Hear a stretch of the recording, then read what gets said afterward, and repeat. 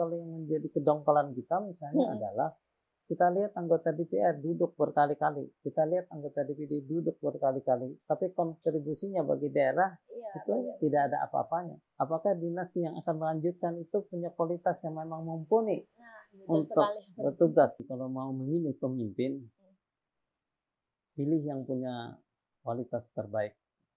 Lihat rekam jejaknya.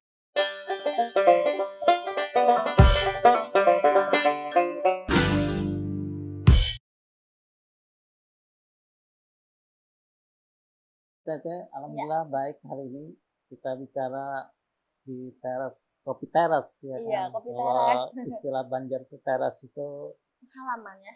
Semacam di muka halaman, di muka rumah. Tadi menarik disampaikan oleh Mbak Cece berkaitan dengan kita menjelang pemilu legislatif, pemilu presiden dan wakil presiden. Lalu kemudian ditanya berkaitan dengan apa yang disebut dengan lembaga legislatif.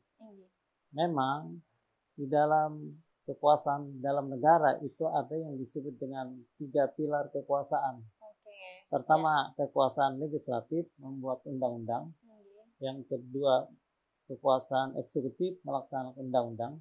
Dan yang ketiga adalah kekuasaan yudisial mengadili bila terjadi pelanggaran undang-undang. Ini yang ditanya berkaitan dengan kekuasaan legislatif. Kalau yang kita sebut lembaga legislatif itu adalah lembaga yang disebut dengan DPR, Dewan Perwakilan Rakyat. Jadi Dewan Perwakilan Rakyat inilah yang disebut dengan lembaga legislatif. Lalu kemudian, apakah lembaga legislatif itu ada di daerah? Tidak. Kalau kita lihat di DPRD itu bukan lembaga legislatif di daerah. Karena kekuasaan membentuk undang-undang itu ada di tingkat pusat. Daripada ada lembaga kekuasaan negara yang ada di tingkat pusat.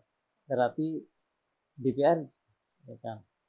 Lalu kemudian berkaitan dengan kekuasaan DPR itu yang utama adalah membentuk undang-undang dia. Kekuasaan membentuk undang-undang ada pada DPR, Dewan Perwakilan Rakyat. Sesuai dengan ketentuan pasal 20 ayat 1. DPR memegang kekuasaan membentuk undang-undang. Jadi itu yang disebut dengan lembaga DPR. Yang kemudian hari-hari ke depan kita akan melaksanakan tadi yang disebut dengan pemilihan calon anggota legislatif. Termasuk memilih DPR, DPD, dan DPRD. Selanjutnya nih Prof, untuk kriteria itu sendiri, bagaimana untuk kriteria anggota DPR RI kita? Untuk kriteria memang ada syarat ditentukan di dalam Undang-Undang Pemilu, Undang-Undang Nomor 7 Tahun 2007. Syarat-syarat calon legislatif, syarat-syarat calon legislatif. Di situ ada dinyatakan secara umum saja, secara normatif umum, maksudnya bertakwa kepada Tuhan, lalu kemudian umur termasuk juga, ya kan, termasuk hal-hal yang sangat umum dan hal-hal yang sangat teknis. Maksudnya adalah sepanjang syarat yang dipenuhi diatur oleh Undang-Undang Pemilu, Undang-Undang Nomor 7 Tahun 2007 tentang syarat calon anggota legislatif dipenuhi, maka bisa semua. Mungkin bisa dipaparkan sedikit ya Prof ya, supaya kita bisa lebih paham perbedaan dari Dewan Perwakilan Rakyat dan juga DPD gitu. Dan peran untuk daerahnya bagaimana gitu ya Prof ya. Kalau DPR, tadi kita bicara DPR, kalau DPD itu salah satu lembaga negara yang ada di dalam Undang-Undang Dasar kita. Tapi kalau kita bedah lebih jauh, DPR dan DPD ini berbeda kewenangannya. Tadi saya sebut bahwa kekuasaan membentuk undang-undang itu ada pada DPR. Lalu kemudian DPD ada, ya. Tapi kekuasaan DPD itu terbatas saja. Terbatas misalnya diatur dalam pasal 20 tadi Undang-Undang Dasar, terbatas hanya berwenang untuk mengusulkan hal-hal berkaitan dengan hubungan pusat daerah, lalu kemudian ikut membahas berkaitan dengan hubungan pusat daerah dan lain-lain sebagainya. Jadi keberadaan dua lembaga ini berbeda. Orang menyebut lembaga DPD ini hanya pelengkap saja. Pelengkap itu dalam arti bahwa DPD hanya melengkapi struktur ketatanegaraan kita saja. Sementara wewenangnya sangat lemah. Sebagaimana diatur di dalam pasal 22D tadi. Oke. Mungkin jika diilustrasikan ya Prof ya, masyarakat, masyarakat ada aspirasi nih supaya aspirasi itu bisa sampai dan mungkin contohnya kita ingin ada pembangunan rumah sakit baru atau sekolah gitu, bagaimana saya bisa menyampaikan aspirasi saya gitu untuk terkait hal itu. Tadi ada dua lembaga, pertama DPR, kedua DPD di tingkat pusat, lalu kemudian di tingkat daerah ada DPRD sebagai bagian dari pemerintahan daerah. Jadi kalau umpamanya Mbak Cece dan kawan-kawan ada aspirasi umpamanya untuk membangun tadi semacam rumah sakit, ya kan? Bisa aspirasi itu bisa disalurkan kepada tadi yang kita sebut dengan DPR. Ya kan? Termasuk juga kepada DPD. DPD itu semestinya ada kantor di perwakilannya di daerah. DPD itu harus ada semuanya kantor di tingkat provinsi di daerah. Jadi dia menampung aspirasi, dia menyerap aspirasi, tapi juga DPR ada anggota-anggota di tingkat provinsi itu yang mewakili. Misalnya kita Provinsi Kalimantan Selatan, ada anggota-anggota DPR kita yang duduk di sana. Bisa juga itu disalurkan kepada anggota-anggota DPR pusat kita di sana. Tapi ini berkaitan dengan persoalan anggaran sebenarnya. Ya kan? Makanya kemudian persoalan anggaran, apakah anggaran untuk membangun rumah sakit itu ada. Nah itu berkaitan dengan persoalan anggaran. Makanya ada kesan dari kawan-kawan di DPR, kalau mau daerahnya bagus, pesan masuk di komisi anggaran, ya kan? Komisi anggaran, lalu kemudian badan anggaran, lalu kemudian bisa melakukan nego-nego berkaitan dengan anggaran. Nah inilah yang kemudian harus menjadi perjuangan dari anggota-anggota DPR kita di pusat sana. Ada nih, kita mungkin bisa membahas calegnya kita nih, Prof. Nah, bagaimana ya tanggapan Prof sendiri tentang caleg yang sudah pernah duduk nih, petahana ya, yang menjadi anggota DPR? Apakah masih layak atau bagaimana ya, Prof? Nah, ini menarik pertanyaan Mbak Cece. Karena kita lihat ada anggota DPR kita misalnya yang sudah berkali-kali sebagai duduk di DPR. Ada anggota DPD kita yang berkali-kali duduk di DPD. Anggota DPD maksudnya. Ada anggota DPRD kita baik tingkat provinsi, kabupaten, kota yang kemudian berkali-kali. Malah ada yang di tingkat pusat dulu jadi anggota DPR, lalu kemudian menjadi kepala daerah di salah satu kabupaten kota, lalu lepas habis masa jabatan kembali lagi untuk merebut anggota DPR. Atau kalau tidak merebut kembali anggota DPRD, ya kan, baik kabupaten, kota atau provinsi.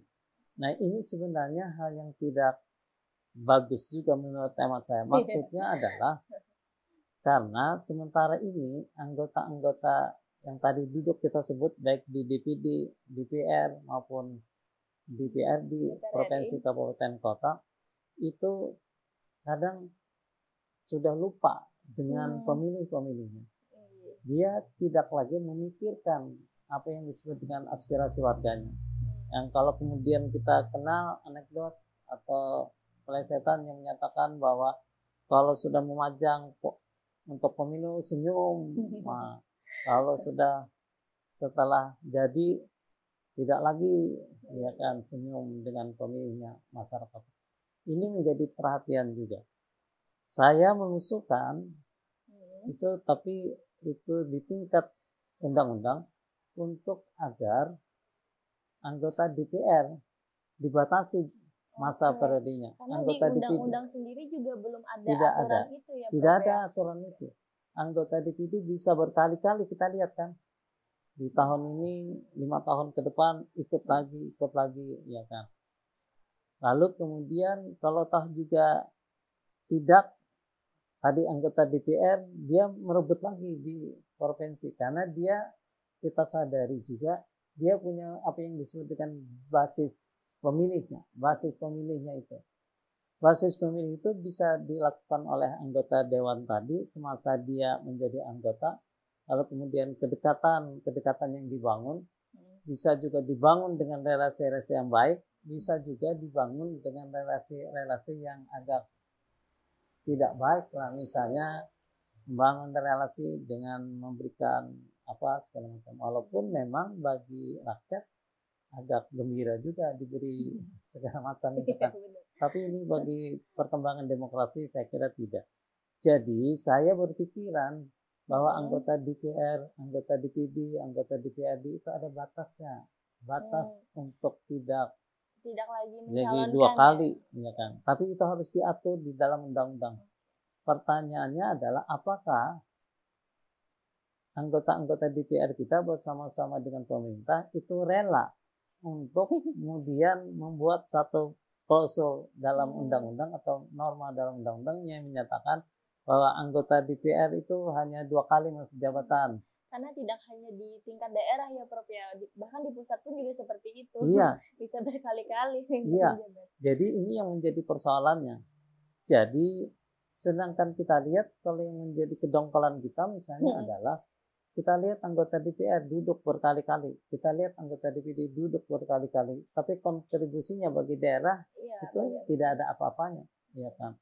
Dia hanya mendapat fasilitas sebagai anggota dewan, iya kan? Lalu kemudian fasilitas itu bisa dinikmati oleh anggota dewan.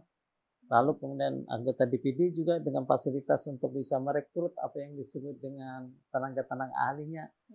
Nah, itu subjektif sekali. Tenaga ahli bisa direkrut dari anggota keluarganya misalnya. Dan itu kan buruk bagi perkembangan demokrasi.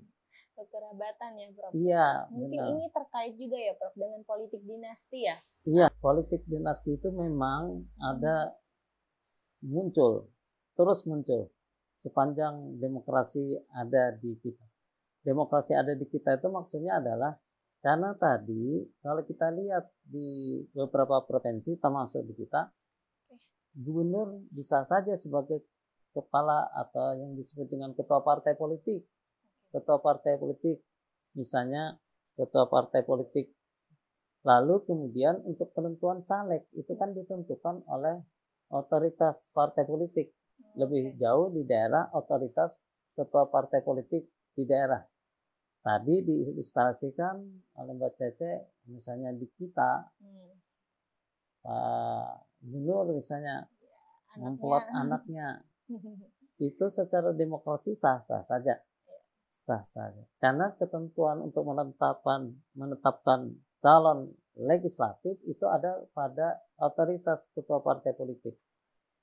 Tapi yang menjadi catatan kita adalah apakah yang ditempatkan sebagai bentuk yang disebut dengan apa tadi istilahnya politik dinasti.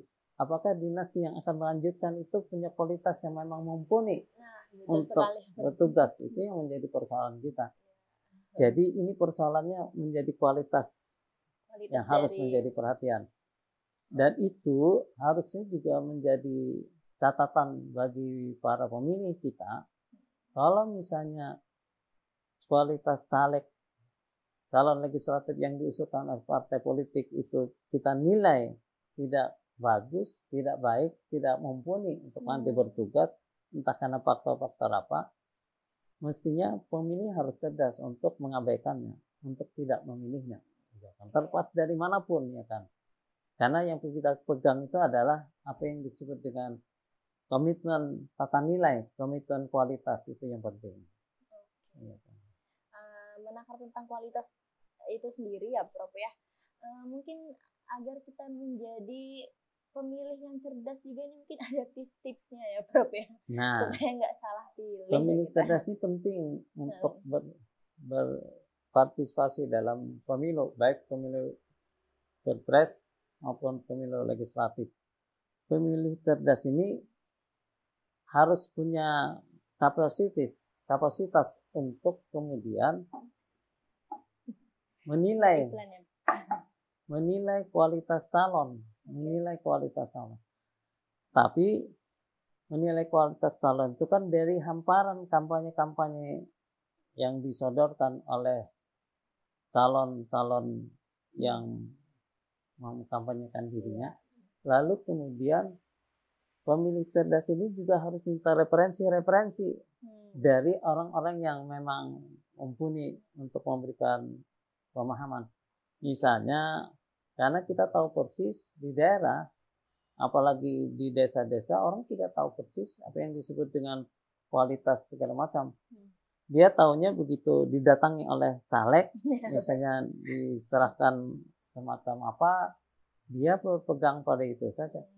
Nah, itulah kemudian termasuk pers, termasuk lembaga-lembaga swadaya masyarakat, LSM, pers, mahasiswa, dan lain sebagainya, untuk menyuarakan yang dimaksud dengan kualitas itu ada yang begini.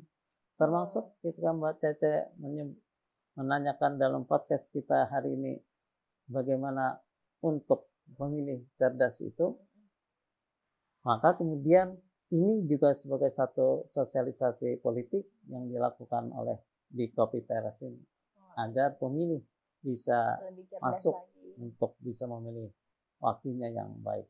Kan kebanyakan sekarang juga ternyata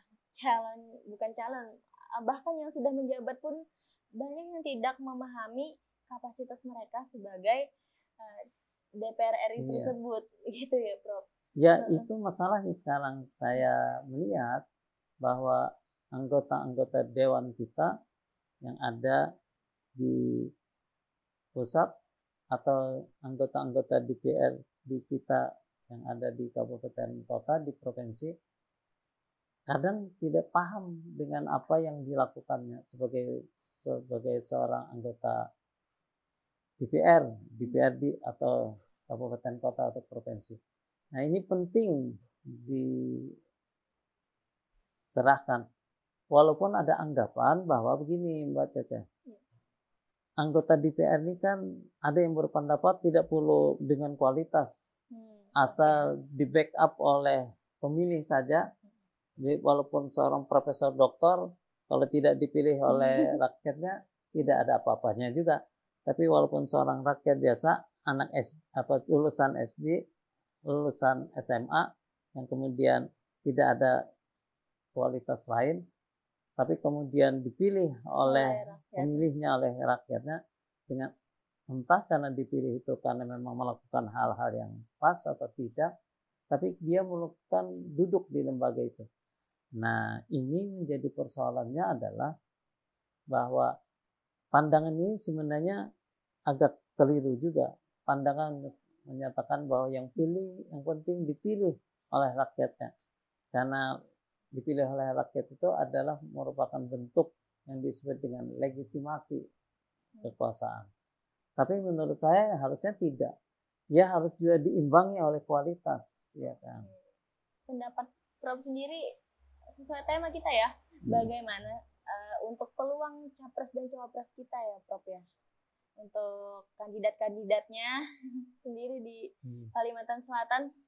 Iya, begini, secara real kan kita sudah tahu calon presiden dan wakil presiden kita ada tiga, ya kan? Pasangan 1, pasangan 2, pasangan 3. Lalu kemudian untuk apakah masing-masing pasangan itu punya kans untuk di daerah menang, karena saya tidak melakukan polling terhadap itu, jadi saya agak ragu juga untuk memberikan kepastian apa peluang di mana. Kemudian nih Prof, bagaimana pandangan Prof sendiri terkait beberapa kasus hukum menjelang pemilu yang terkesan memanfaatkan lembaga hukum itu sendiri, ya mendiskreditkan lawan politik. Bagaimana masyarakat menyikapinya? Begini, ini menjelang pemilihan apapun, apalagi menjelang pemilihan presiden, calon-calon yang sudah ditetapkan itu pasti mendapat banyak tantangan, rintangan, banyak apa yang disebut dengan isu-isu hukum yang dibangun. Kalau isu-isu hukum yang dibangun itu adalah untuk menjatuhkan calon itu. Nah, tapi sebenarnya isu-isu yang dibangun itu bagus juga kalau memang ada bukti-bukti yang nyata. Bukti-bukti yang nyata dalam kasus-kasus yang melibatkan calon-calon presiden kita, calon wakil presiden.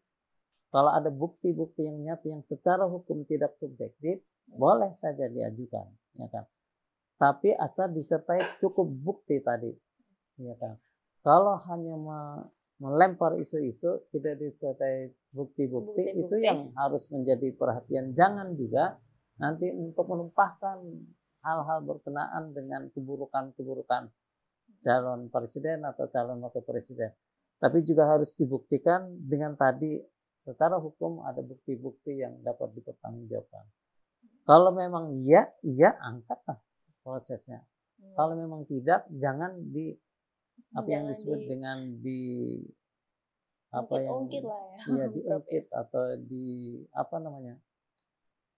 didramatisir lah secara lebih jauh. Tidak sebegitu juga ya, Prof. Ya. Oke. Selanjutnya untuk menghadapi pilpres nih ya, Prof. Ya, berkaitan dengan money politik di Banua kita ini, untuk menjadi PR kita bersama juga di seluruh Indonesia, sudah tajamkah hukum untuk mengatur dan memberi sanksi ya terhadap pelaku? Apakah sudah maksimal pengawasannya? Bagaimana, Prof? Begini, Mbak Caca, untuk urusan money politik ini memang persoalan yang klasik ya kan. Penegakannya maupun apa yang disebut dengan penyelesaiannya. Di dalam Undang-Undang Pemilu memang kita tegas menyatakan ada di bagian ketentuan pidana. Ketentuan tim kampanye dilarang melakukan menjanjikan uang atau melakukan pemberian dan lain sebagainya. Itu kemudian diatur. Tapi persoalannya adalah yang melakukan penegakan itu adalah ada yang disebut dengan tindak pidana pemilu, ada yang disebut yang kemudian dilakukan oleh aparat bila terjadi apa yang disebut dengan tindak pidana pemilu yang itu harus dilakukan oleh aparat, ya kan?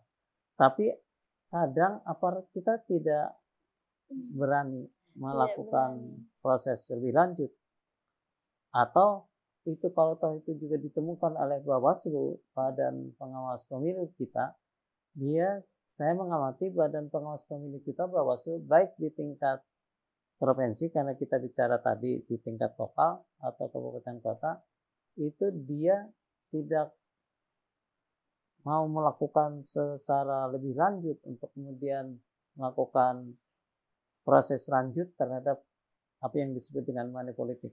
Padahal money politik ini ada, tapi itu kan kadang dasar yang diajukan adalah tidak cukup bukti, ya kan. Lalu kemudian setelah untuk dihilangkan saja, dihilangkan saja.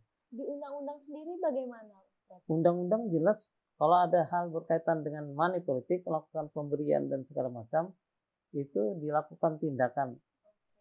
Bisa untuk kemudian menggugurkan pasangan calon kalau terbukti, ya kan. Tapi kita kan untuk kemudian sampai dengan membuktikan untuk kemudian terbukti pasangan calon atau calon anggota legislatif atau tim kampanyenya melakukan apa yang disebut dengan money politik, itu tidak cukup bukti dikatakan. Nah, inilah yang kemudian untuk membuktikannya ya, Prof. Iya, tidak cukup bukti kata Bawaslu dan ini menjadi PR kita juga bersama. Iya. Makanya kemudian saya tambahkan sedikit. Makanya kemudian ada partisipasi masyarakat untuk kemudian melaporkan jika kepada terdapat ya. Melihat dari 3 calon presiden dan wakil presiden kita nih Prof, dengan berbagai isu pelanggaran hukum masing-masingnya, bagaimana kita menakar untuk menjadi pemilih cerdas dan pandangan hukum dari pandangan hukum itu sendiri bagaimana? Jadi Mbak Caca begini, kalau mau memilih pemimpin, pilih yang punya kualitas terbaik. Lihat rekam jejaknya, ya kan? Rekam jejak sangat penting juga ya, Prof. Entah rekam jejak bagaimana, entah persoalan hukumnya atau apa dan lain, itu penting. Karena memilih pemimpin, wakil presiden dan wakil presiden itu untuk Indonesia ke depan 5 tahun. Kalau gagal memilih pemimpin, yang kemudian masyarakat kita juga yang menjadi dapat imbasnya. Lalu kemudian yang menjadi perhatian kita itu adalah memang sebagai pemilih ini kan variatif dia. Ada yang berdasarkan ini, ada yang berdasarkan ini, ada yang berdasarkan ini, pilihan-pilihan yang dilakukannya. Tapi yang kemudian harus menjadi perhatian kita, apakah pemimpin itu bisa membawa Indonesia ke depan lebih baik untuk 5 tahun atau tidak? Atau sebaliknya. Karena kalau dia tidak bisa membawa Indonesia lebih baik ke dalam 5 tahun ke depan, maka agak gagal kita. Ada hal yang diamanatkan dari pembukaan Undang-Undang Dasar kita itu, mensejahterakan rakyat, ya kan. Lalu kemudian apa yang disebut dengan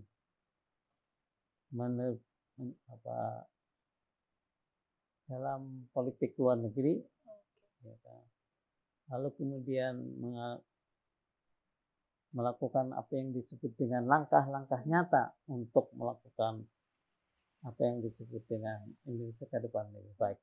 Menarik juga nih Prof, untuk calon-calon presiden kita ini kan mereka sendiri backgroundnya berbagai, masih ada kasus yang belum terselesaikan. Bagaimana ya Prof? Seperti Pak Prabowo dengan kasus HAM-nya, Pak Ganjar dan juga Pak Anies, masing-masing itu masih semacam tersandera gitu. Iya. Jadi terangkat kembali nih Prof kasus-kasus mereka. Iya. Jadi menurut hemat saya, tadi yang kita harus pikirkan itu adalah tersandar dengan kasus-kasus hukum itu, kalau mau diangkat diteruskan harus dilakukan dengan bukti-bukti yang cukup, ya kan. Kalau bukti-bukti cukup untuk melakukan proses lanjut bisa, tapi kalau tidak menunjukkan bukti-bukti yang cukup, jangan untuk diangkat-angkat atau untuk digali-gali untuk menjatuhkan, ya kan. Kecenderungan kita Indonesia budaya adalah saling menjatuhkan.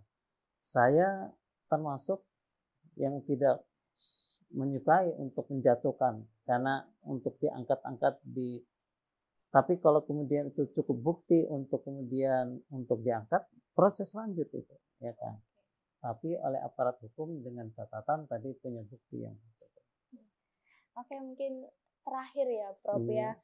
Menurut Profesor sendiri, dari apa yang sudah kita bahas terkait peran DPR RI dan juga Capres hingga Cawapres kita, berdasarkan pengamatan Prof, bagaimana menakar kualitas dan kapasitas mereka agar masyarakat Banua ini khususnya bisa menjadi pemilih yang lebih cerdas, lebih selektif? Iya, tadi harus banyak mendapat informasi dari berbagai-bagai pihak untuk balance. Jadi misalnya ada terhadap pasangan calon A, begini informasi yang muncul, lalu kemudian dibalance informasi lain, lalu pasangan B begini, pasangan C sini, lalu dari informasi-informasi banyak yang didapat, lalu kemudian dapat diambil putusan yang rasional untuk itu, saya kira. Jadi informasi harus banyak termasuk juga lihat gagasannya. Tapi gagasan visi misi presiden itu kan kadang di atas kertas sangat baik, tapi dalam kenyataannya sebaliknya. Jadi jangan juga terpengaruh pada visi misi program presiden, calon presiden ke depan, tapi juga harus dilihat real dari perilaku yang dilakukan oleh pasangan calon itu.